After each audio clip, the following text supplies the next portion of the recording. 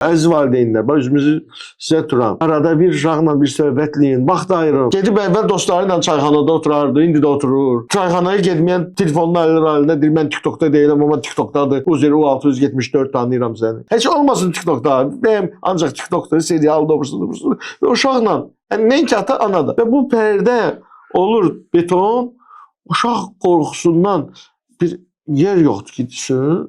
Və qalır və get-gedə də artır. Ona görə ailə qurmayanlar.